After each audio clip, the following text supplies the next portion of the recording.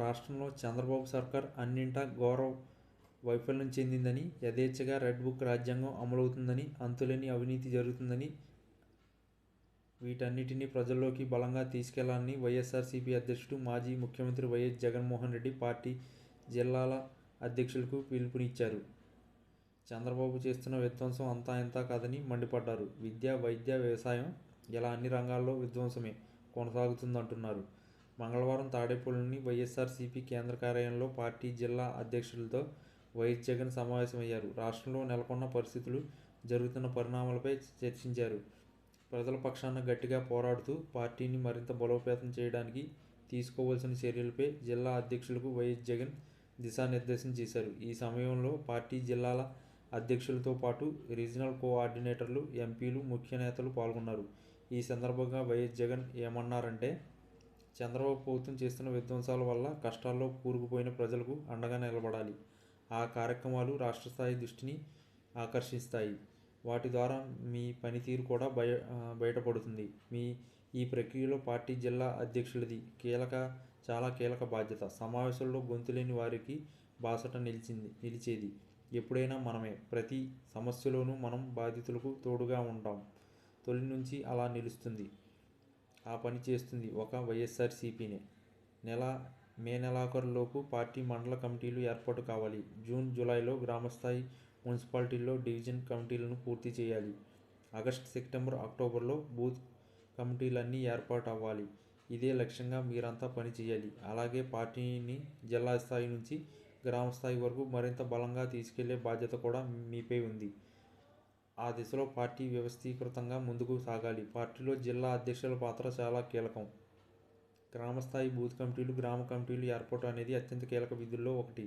అందుకే పార్టీలో సమర్థులు ఎవరు, ప్రతిపక్షంలో ఉన్నప్పుడు ఎవరు లీడ్ చేయగలరు అనేది ఆలోచన చేసి మీకు బాధ్యతలు అప్పగించాం. మీ జిల్లాలో పార్టీ మీద మీకు పట్టు ఉండాలి. పార్టీ బలోపేతం కోసం గట్టిగా కృషి చేయాలి. బాధ్యతల నుంచే అధికారం వస్తుంది. పార్టీకి జిల్లాల్లో మీరే సర్వం. మీరే పార్టీ, పార్టీయే మీరు. జిల్లాలోని అన్ని స్థానాల్లో పార్టీని గెలిపించాల్సిన బాధ్యత మీది. మనస, వాచ, కర్మణ అదే తలంపుతో పార్టీని నడపాలి. దీనికోసం ఏం చేయాలన్న దానిపై వ్యూహంతో కదలండి. గట్టిగా పనిచేయండి. జిల్లా స్థాయి నుంచి గ్రామ స్థాయి వరకు ప్రతి కమిటీ బలంగా ఉండాలి. ఏదైనా నియోజకవర్గం ఇన్ఛార్జి పనితీరు బాగోలేకపోతే పిలిచి చెప్పగలగాలి. అప్పటికీ పరిస్థితి మారకపోతే ప్రత్యామ్నాయం చూడాలి. అక్కడ మీ భాగస్వామ్యమే కీలకం. పార్టీలో ఎక్కడైనా ఇద్దరి మధ్య వాగ్వాదం తలెత్తితే వారిని పిలిచి సమన్వయం చేయాల్సిన బాధ్యత మీది. మీ పరిధిలో జిల్లాలో అన్ని స్థానాలు గెలిపించాల్సిన బాధ్యత మీది. అందుకే ఆ బాధ్యత, అధికారం రెండూ తీసుకోండి. మీరు సమర్థులని భావించి ఈ బాధ్యతలు అప్పగించాం.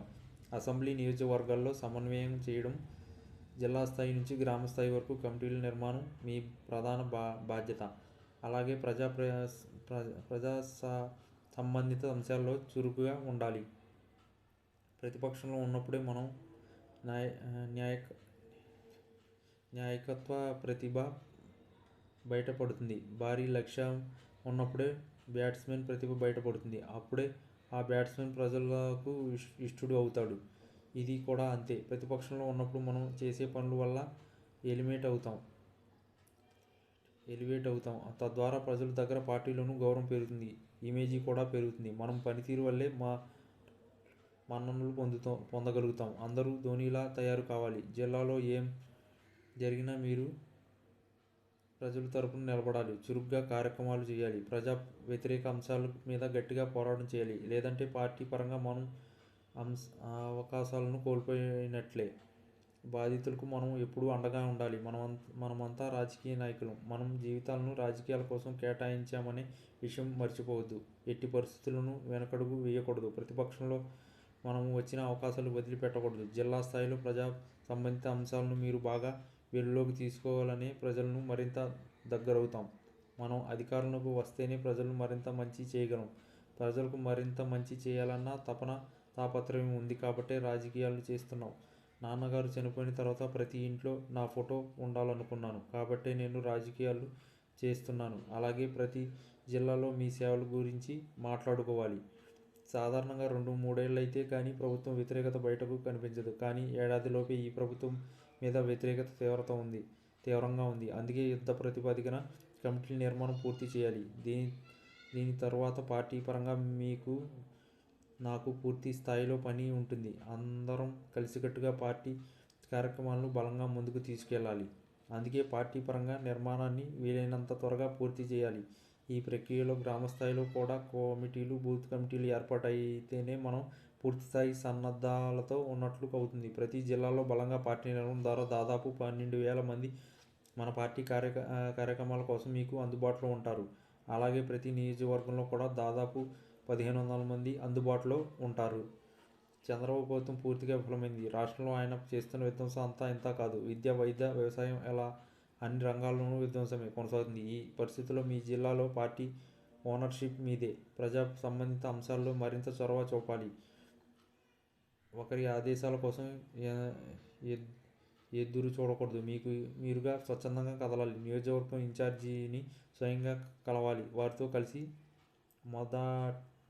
మొదటి అడుగు వేయాలి.